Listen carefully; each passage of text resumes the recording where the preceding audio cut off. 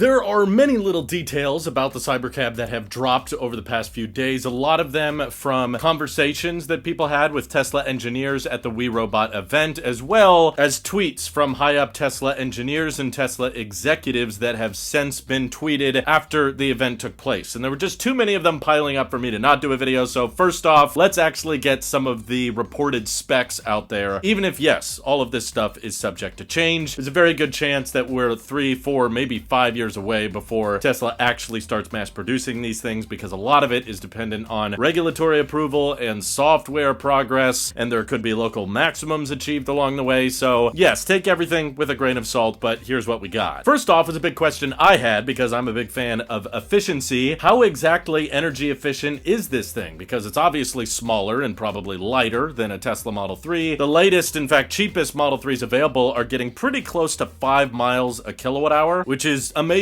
efficient and impressive. That's awesome, but we want to go even higher, of course, for a 2-door CyberCab. And apparently the number engineers were floating around in conversations with Top Gear was they wanted to be north of 5.5 miles per kilowatt hour. There were follow-up tweets saying that they want to do better than that, which I was honestly very glad to hear, because when I heard 5.5 miles per kilowatt hour, I was actually quite disappointed. But that's the number that Top Gear reported was in their conversations with engineers at the event. But knowing how much lighter and how much more aerodynamic it is, I expected better than that. I was hoping for more like 7 miles per kilowatt hour. So it was refreshing to hear the Tesla engineers say, like, yeah, we're gonna do better than that, or we're at least striving to hit better than that. My guess is real world application, if this thing was in production right now and the software was perfect and legal and everything, my guess is it would be north of 6 miles per kilowatt hour. But there's a lot of variables that go into that. It's probably gonna be dependent, of course, on the driving habits and driving dynamics, but that also gets me excited for all kinds of different manufacturing techniques they could design in this vehicle, because it's pretty much the first Tesla in a while that's designed not to really be fast. It's not supposed to be a great performance vehicle. It's not really meant to be fun to drive because you can't drive it. So there's likely all kinds of things they can do with the chassis and the powertrain and the cooling system involved for, hey, this is a design that's intentionally not meant to be fun to drive around it. In fact, quite the opposite. It's supposed to be boring and stale to ride around in, because safety is the big emphasis. If you want to have fun driving around the track, that's what you buy a Model 3 Y, S, or X for. This thing is just get you to your destination as safely and consistently as possible. So I think there's lots of other things they could be doing under the hood, but the efficiency at least is supposed to be in the ballpark of around 6 miles per kilowatt hour, which would make it pretty much the most efficient 4-wheeled EV on the road today. And Top Gear also said the engineers were targeting around a 200-mile range. So of course a lot of other people immediately reversed that, and we can figure out that the battery pack on these things is supposed to be in the mid 30 kilowatt hour range. So we don't know exactly if they're targeting like exactly 200 right on the dot. Probably not. There's a lot of things that could change, but it sounds like, based on the conversations attendees were having with engineers at this event, that they're looking at like what the average mileage is for Uber drivers or taxis within a day. They were doing similar things with the RoboVan. They figured out that most buses right now on average have around 12 people in them. So that's why there's 14 seats in that design. And they figured out that the vast majority of taxi rides and Ubers and Lyfts, most of them, like 95%, have 1 to 2 people in the vehicle. That's why Tesla optimized, okay, here's our super efficient bus design to be able to hold more than the average bus ride. And then here's our CyberCab design, because yes, there are occasions where you need more seats than that, but good news, Tesla's already building 5-seaters with the Model 3 and Y, and they're very efficient as is. So you can hail those Model 3s and Ys if you need 3, 4, or 5 seats in the vehicle. I'm sure Tesla could rip out the steering wheel and pedals down the road if they needed to, but the CyberCab should be able to handle 90% of a lot of Uber Drive's basic requirements and taxi rides basic requirements, and they're probably figuring out that around that 200-mile range mark should be enough to cover kind of the daily driving of getting people from point A to point B. Average driver usually doesn't exceed 40 miles within a day. But then comes the question of charging. Like, okay, maybe a CyberCab needs to go more than 200 miles in a day, but how quickly can it recharge? Well, unfortunately, Lord and Savior and Techno King Elon Musk clicked through the PowerPoint presentation faster than all of us could read the slide. There's actually a very evident part of the presentation where you can see that whoever designed this presentation wanted to showcase how much power you could get back from a wireless charger, and they wanted to talk more about that, but couldn't because Elon was clicking too fast. Had to cut to the cleaning robot, which was cool, but not as interesting as the specs we were getting from the wireless charging charging. But thankfully, one of the people who attended the event was taking a photo at that exact right time. Didn't get all of the data necessarily, but they showed this image which showcases how the wireless charging is supposed to work. It's probably on the back of the vehicle. That might be part of the reason Tesla wants to have bigger wheels on the back, 21 inches on the rear versus 18 inches on the front. Very confusing. I think that's something that could very likely change because it would just make rotating the tires and servicing the tires way more complicated to have two different sets for every single CyberCab on the road. That would get old fast, but anyway, in the photo about the wireless charging, we see the number of 19 kilowatts, and also on that same screen, it says that it could get to full within about an hour. Now, the battery was not exactly drained till empty, so it's possible that we didn't see the full animation of that wireless charging. Hopefully, Tesla tweets out that actual slide so we can see what the numbers really look like, because there's a moment, a very brief moment in the event before Elon clicks through the slide where you can see like 20-something watts off in the corner. So my guess is 19 kilowatts isn't the peak. It's probably closer to like 25 kilowatts for the CyberCab with wireless charging, which makes it, you know, quite a bit faster than I guess a wall connector, which usually peaks out around 10 or 12 kilowatts, but definitely not as fast as, say, anything like a supercharger. Even an urban supercharger would be faster than that. But we know from other startup companies out there that it's definitely possible to fast charge an EV wirelessly, and another common misconception a lot of people don't understand is that wireless charging an EV is not the same thing as wirelessly charging a phone. A lot of people just know that there's wireless charging losses involved with our phones, so everybody just automatically assumes there's a bunch of wireless charging losses when it comes to an EV. But I highly recommend you check out Bjorn Nyland's video when it comes to wireless charging EVs, because they've proven it can be just as efficient as charging with a wire, which I used to have a hard time believing. I didn't believe it until I saw the research and the tests done with it. But yes, apparently there are ways to do it efficiently, and a lot of it comes down to the fact that whether you're AC charging or DC charging with your EV, there's already some losses built in when you're using a wire in the first place. But essentially what that proves is Tesla might be able to recharge a CyberCab within an hour inductively, so that you don't have to have snake chargers, you don't have to have Optimus robots ready to grab the supercharger and plug it in. They should just be able to park themselves and then within the hour be fully charged and then go back out on their way. And probably just doing that once a day, you could easily hit 400 miles of ride-sharing miles in the CyberCab per day, which is pretty impressive. And of course, they could go all night. They don't have to sleep. They don't have to stop for meals or stop to use the restroom like a taxi driver would. So I assume the productivity on these things is going to be great. Amazing uptime if all goes according to plan. But as far as the materials go, there were also a lot of details that leaked online through Tesla engineers, because a lot of people assumed because it's kind of a cyber aesthetic, it reminds people of the Cybertruck. Does this have a stainless steel exterior like the Cybertruck? And Tesla engineers on Twitter confirmed no, the stainless steel is not coming to the CyberCab simply because of weight. This vehicle is supposed to be efficient and as lightweight as possible, so steel doesn't make sense for this application. But they also clarified that even though it's not steel, don't expect it to be painted, which in my opinion kind of unintentionally gave away a lot. The prototypes, I'm fairly confident, are wrapped. They looked wrapped to me, but what I speculate Tesla is messing around with, and the engineer did mention like they don't want to give away too much, but I think there's a decent chance Tesla is moving to a composite structure, which also kind of reminds you of another startup company that's obsessed with efficiency. Yeah, Aptera is moving towards a carbon fiber body design thanks to a company in Italy called CPC, which is already stamping out production grade structural body parts that are made out of carbon fiber. I don't know exactly if Tesla is going to do the exact same thing, but knowing that they're not going to be painted, I would be surprised if Tesla was willing to individually wrap every single CyberCab and just have aluminum body structure and then someone on the assembly line that has to wrap every panel. That doesn't sound like it would scale as well. So my prediction is Tesla is messing around with some kind of composite body panel structure that will be very affordable and easy to scale up. That way they don't have to paint them, which means most CyberCabs will probably have a fairly matte finish like we saw at the event. But don't expect it to be super durable, bulletproof stainless steel like the Cybertruck is, and also don't expect it to be painted in the traditional sense. So something else, I'm guessing composite body structure. Also, I'm not exactly sure how someone figured it out, but someone, I guess, measured the display inside the CyberCab. Also, very good chance that they end up ditching it or changing it with production, but at least on the prototypes, it's the largest display in a Tesla ever. Someone measured it at 20.5 inches. That makes it nearly 3 inches larger than the display in the Cybertruck, which is already massive. The fact that this is larger than pretty much any laptop display, there's even some desktop displays that are about this size for such a small vehicle is quite impressive. In fact, in my opinion, kind of hard to believe. Knowing how much you could do from the mobile app anyway, knowing how Tesla wants to cut costs, keep the weight down, keep the complexity down as much as possible, my prediction is for the CyberCab that they actually end up delivering in 3, 4, 5 years. They'll just not have a display at all. I think they'll at least have a couple buttons, maybe for the window toggles and maybe a manual door release near the floor, but everything else I think you could just do from the display. If they're like, hey, you want to entertain yourself while you're in the car? Just use your freaking phone. Just watch videos on that, bring your tablet with you, use your laptop, get some work done. Why does Tesla need to spend the money on a 20.5-inch display on every single CyberCab? I don't know. Maybe when they're building the overall vehicle, it doesn't add too much to the overall cost, but I think the future is just nothing in there at all. Another little design detail that I didn't see enough people bringing attention to, so this isn't really like an exclusive thing, like, oh, I know something no one else does. It's just, I want to point out something that very few other people seem to be acknowledging. The CyberCab looks to be like the very first Tesla that have framed windows, okay? So the glass actually goes into the door frame, which encapsulates the window, whether it's rolled up or down, which is not the case on most other Teslas, whether it's a Model 3, Y, S, X, or Cybertruck. Pretty much all of those vehicles have a frameless design, which is supposed to be looked at, I guess, as more of a luxury thing. I never understood why. I don't like how when you open the doors, the windows have to go up and down all the time, but that's not the case on the CyberCab. They actually have framed windows, and if you watch some of the door design teardowns over on the Monroe and Associates YouTube channel, they actually explain in excruciating detail, if you're a nerd like me, you'll appreciate it, why the frameless window design is much more expensive, and you have to build in a lot more framing and structural components for the window on the actual door compared to what you can do if it's a framed design. The most recent example they had was a F-150 door versus a Cybertruck door, and they explained, like, yeah, the Cybertruck door is cool and it looks fancy and everything, but overall the F-150 door with its more framed design is actually much cheaper and easier to manufacture. So that's why I've actually always been a fan of framed windows. I don't want that glass going up and down constantly. If power goes out in the vehicle, now if you do the manual door release, you can damage the trim. Just kind of stupid, in my opinion. Other luxury vehicles like Lucid Airs have framed windows anyway, so I don't understand why a frameless design is supposed to be more luxurious, but I'm happy to see that on the CyberCab design, it's framed because that likely makes the door manufacturing process a lot cheaper, a lot easier. In fact, if they end up selling this vehicle with a steering wheel and pedals, that's one design attribute that I really hope they keep around, because that helps keep the cost low, and every time you open the doors, the window doesn't have to go up or down, which honestly confuses occupants pretty frequently. Whenever I take people in my car and I tell them, oh, you gotta press the button to open the door because they're looking for a latch every time, they always press the button and then the window goes down, and then they think they pressed the wrong button. They're like, oh shoot, did I break something? I thought I was opening the door, but it turns out I rolled down the window, and then you have to explain, no, it's okay, but you have to push the button and push on the door at the same time. Ugh, the amount of times I've had to explain it. You know, when I first got the car, I thought, it's a little different. Everybody's just gotta get used to it. Now, after 2 years of ownership, I'm freaking sick of having to explain it. So many people get confused getting in and out of my car every single time. It gets old after a while. Now, I wish we could go back, at least with the CyberCab, like when you arrive at your destination, basically just unhooking the seatbelt should open the door. Or you could do it on the display, or if they get rid of the display, you could do it on the phone. I don't care, but those are just some of the tidbits of information that we've learned from the CyberCab. Something like a 35 kilowatt-hour battery pack, also probably LFP. Tesla recently hired a US-based senior executive to oversee the manufacturing of LFP batteries. That might mean it's not 4680, they might go to prismatic, but lithium iron phosphate makes a lot of sense for this design, not just because it's cheaper, but also because with its smaller battery pack being 35 kilowatt hours, Tesla's probably still expecting a high uptime. So if people are driving this vehicle 30,000 miles a year because it drives all day and all night, that's going to be a lot of cycles on the battery pack. So that's probably why they want to use LFP. Because it has such a high cycle life, it kind of has to use iron-based cells, which means it's probably not going to be a range monster. Even if they end up selling this to individual consumers, it's probably not going to have great range. It's probably not going to exceed much more than 200 miles, if any. But that smaller battery pack at, 33 kilowatt hours or 38 kilowatt hours, somewhere in there, should help save on weight, save on cost, and that increases the efficiency, which makes it overall cheaper to run. I'm excited by that. I still think a lot of people would be super interested in buying a Tesla, even with the range that low, just if it meant that the price was quite low. It'd be an amazing commuter vehicle, and I love that there's so many people in the Tesla community that are now defending a two-door, two-seater vehicle, because I've been doing it for years over in the Aptera community. community. And now all of a sudden the Tesla fans are like, 2 doors and 2 seats is fine. Most people can live with that. I'm like, yes, thank you. I agree. And efficiency is important. It's just that Aptera kind of does efficiency better than anybody, including the CyberCab. But we'll save that video for another day. Thank you to everybody supporting this channel directly. It seriously helps us out a ton, as does just watching these videos. So thanks again. Have an excellent rest of your day.